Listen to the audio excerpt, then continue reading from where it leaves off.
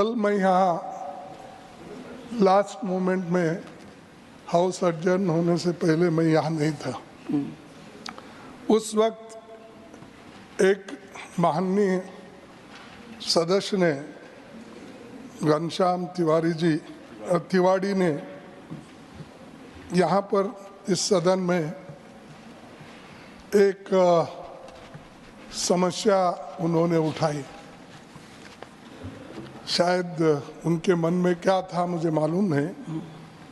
तो ये पॉलिटिक्स में ये पहला जनरेशन है मेरा मैं खुद ही अकेला ही पॉलिटिक्स में हूँ। इसके पीछे मेरे बाप नहीं थे और मेरी माँ नहीं थी कोई, वो तो सब मर गए थे। मेरे पिताजी एक ही बचे थे। तो lend your ears to the honorable leader of the opposition, and I will not bear either side.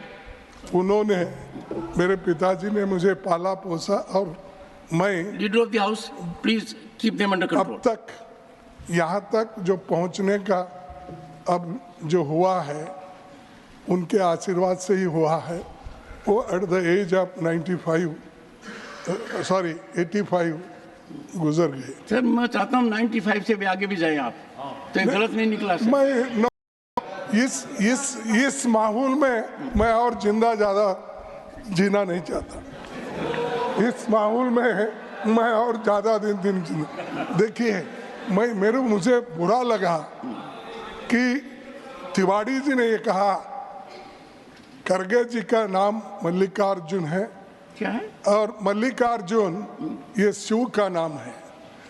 12 ज्योतिर्लिंगों में से मैं हूँ, एक हूँ बोलना, क्या बोलना, नहीं एक। तो मेरा नाम मेरे बाप ने सोच समझ के ही रखा है कि 12 ज्योतिर्लिंगों में एक मेरे बेटे का नाम रहने। लेकिन मैं एक ही मेरे फैमिली में पॉलिटिक्स में आया, स्टूडेंट मूवमेंट में आया और लेबर मूवमेंट में आया, फिर कांग्रेस का सदस्य बनके मैं block president at the age of 25 बना। तो मैं चाहता हूँ, इनको क्या दिक्कत है कि मेरे बारे में उन्होंने कहा उनका नाम है मल्लिकार्जुन और शिवा का नाम है, ये इनकी खानदानी पूरा पॉलिटिक्स में है। और ये खानदानी, ये इन्हें परंपरा क्या बोलते, फैमिली परिवारवाद ये ऐसा उन्होंने टीका की। अगर मैं निकालूंगा कितने यहाँ परिवारवाद बैठे हैं, पूरे के नाम निकालूंगा। मेरे आंखों के सामने है, मेरे बाजू में है, मेरे पीछे है, सब जगह है। सर एक बार और क्यों वो एक्सपेंड करना चाहिए, मैं आपसे विनती करता हूँ। माननीय सदस्यगण, सदन का हर सदस्य सम्मानित है और माननीय खड़गे जी का जीवन करीब 6 दशक तक सार्वजनिक जीवन का है। ये मैं सदन में कई बार कह चुका हूँ और इधर भी बहुत सम्मानित सदस्य हैं। कोई भी ऐसा शब्द जो माननीय खड़गे जी को आहत करता है वो रिकॉर्ड में नहीं रहेगा। और मैं एक बात आपको कहना चाहूँगा, उस समय मैं कुर्सी पर था, मैं चर्चा करूँगा आपसे माननीय घनश्याम तिवाड़ी जी का। एक से प्लीज़ माननीय घनश्याम तिवाड़ी जी का भी सार्वजनिक जीवन काफ़ी लंबा है। वो करीब 4 दशक तक राजनीति में हैं और संसदीय व्यवस्था में हैं।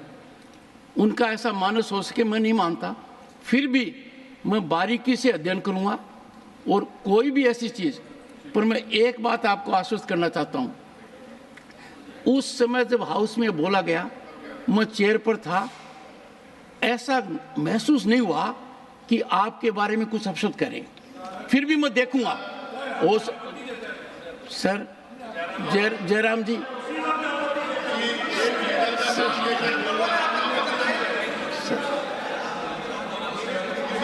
खड़गे जी, आपके सदस्य कुर्सी में बैठे बैठे डिस्टर्ब करते हैं। इतना गंभीर मामला है, यदि अगर कोई बात खड़गे जी को छू गई उस बात का मैं बारीकी से अध्ययन ही नहीं करूंगा। मेरा प्रयास रहेगा, क्योंकि सदन, this is not a battleground, we are not enemies of each other. हम कोई विरोधी नहीं है। सदन में पक्ष और प्रतिपक्ष है, अनुभवी लोगों की कमी नहीं है। एंड मैं खुद व्यक्तिगत रूप से जानता हूं, और मेरे व्यक्तिगत वार्तालाप में भी सदन के नेता माननीय नड्डा जी ने आपके बारे में कितनी बातें कही हैं। आपका जीवन है, ये मैं कई बार बोल चुका हूं। आपकी वकालत की शुरुआत कहाँ हुई, अपने व्यक्तिगत रूप से चर्चा कर चुके हैं। जिन महानुभाव ने की, वो सुप्रीम कोर्ट के जज बने। जब मैं कर्नाटक गया तो उन्होंने कहा कि आपने मेरे सामने वकालत की है, राजस्थान हाई कोर्ट में की है, सुप्रीम कोर्ट में की है। आपके जो राज्यसभा लोकसभा में रहे हैं मल्लिकार्जुन खड़गे जी, मेरा सौभाग्य है कि कुछ समय तक उन्होंने मेरे यहाँ शुरुआत की थी।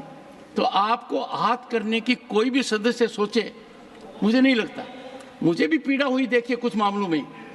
माननीय एच.डी. देवगौड़ा जी ने कभी नहीं कहा, पर इनके बारे में भी जब कहा गया मुझे बुरा लगा।